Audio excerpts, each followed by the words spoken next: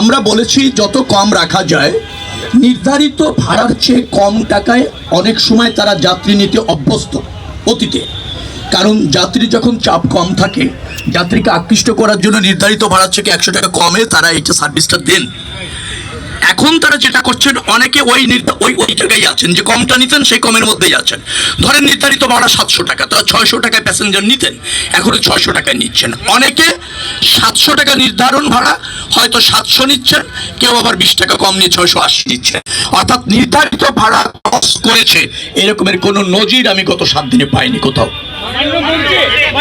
উচিত, কিন্তু আমাদের কিছু লিমিটেশনস, মানে যে হারে যাত্রী এখান থেকে যাবে, বাসের যে সংখ্যা, সব কিছু এই স্টেশনের মধ্যে সব বাসকে পার্কিং করার সুযোগ দেওয়া যাচ্ছে না। পর্যায়ক্রমে ঢুকছে, একটা বাস ছেড়ে যাচ্ছে আরেকটা বাস ঢুকছে, 10টা বাস ছেড়ে যাচ্ছে 10টা বাস ঢুকছে। এখানে কিছুটা বিড়ম্বনা আছে। এখন ধরেন আজকের মধ্যেই তো এটা এই স্টেশন থেকে বড় করা যাচ্ছে না। তারপরও আমি বলেছি শৃঙ্খলা রেখে মেইন রাস্তায় যাতে যান চলাচলটা, বাস চলাচলটা অবাধ থাকে, ততটুকু শৃঙ্খলা যেন এখানে রাখা হয়। একেবারে স্ট্রাইক যাতে না হয়ে যায়, যান চলাচলটার জন্য স্বাভাবিক রাখার চেষ্টা করা হয়। সেভাবেই আমরা 2-3 দিনের মধ্যে এটা ম্যানেজ করার চেষ্টা করছি। আশা করি আমরা সফল হব। আইন শৃঙ্খলা রক্ষাকারী বাহিনী তৎপর আছে, ভলেন্টিয়ার আছে, বিআরটি এর এবং মালিক সমিতিরও আছে, পরিবহন শ্রমিক সমিতিরও অনেক ভলেন্টিয়ার আছে। তারা সবাই সমন্বিতভাবে কাজ করছে। কোনো ব্যত্যয়, কোনো ধরেন অসন্তোষ বা সমন্বয়হীনতা এটা আমি দেখিনি। আমি আপনাদের কাছে বলছি, নির্ধারিত টাকার চেয়ে 1 টাকা ভাড়া নেওয়ার সুযোগ নেই। মোবাইল কোর্ট এখানে আছে, এখানে ভিজিলেন্স টিম এখানে আছে, এখানে কন্ট্রোল রুম আছে পুলিশের। যে কোনো যাত্রী কমপ্লেন করে তাৎক্ষণিক ব্যবস্থা নেওয়া হবে। আমরা 24 ঘন্টা তৎপর আছি, 24 ঘন্টা। আমি আপনাকে একটা উদাহরণ দিই। কালকে রংপুরে তার কাছে 100 টাকা ভাড়া ক্লেম করা হয়েছে বেশি। আমি তাৎক্ষণিক রংপুরের ডিসির সাথে কথা বলেছি, তিনি সেখানে গিয়েছেন, ভিত্তি পাননি কোনো অভিযোগের।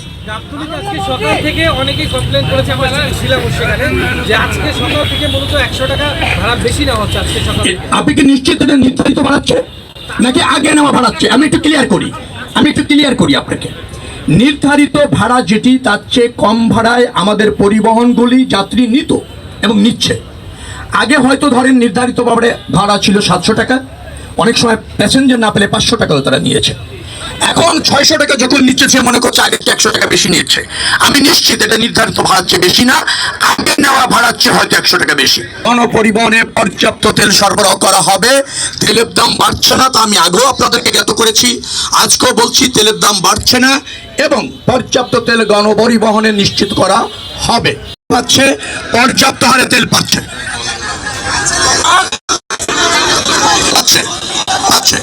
কোথায় গিয়ে তেল পাচ্ছে না আমাকে বলেন? কোন পাম্পে গিয়ে পর্যাপ্ত তেল পাচ্ছে না? মালিক সমিতির নেতারা এখানে আছে, বিচ্ছিন্ন ভাবে না, আপনাদের সমিতির নেতারা এখানে আছেন, আমাকে জ্ঞাত করেন, তেল দেওয়ার দায়িত্ব আমার। পাচ্ছেন?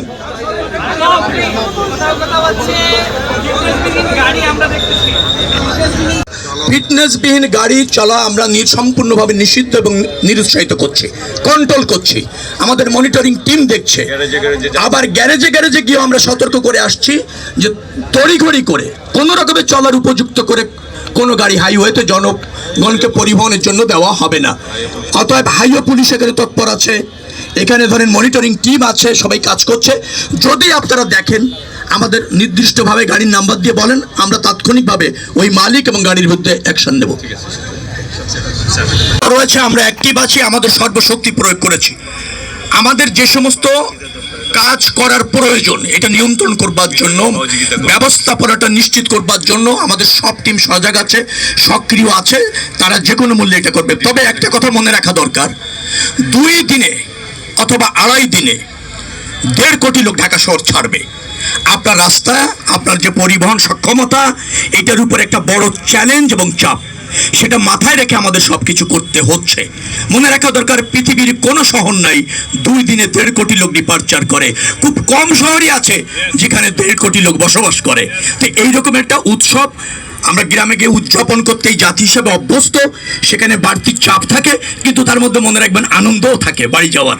আমরা এই সব কটাকে সমন্বয় করতে চাই, সক্ষমতার শতভাগ দিয়ে যাত্রী সেবাটা নিশ্চিত করতে চাই।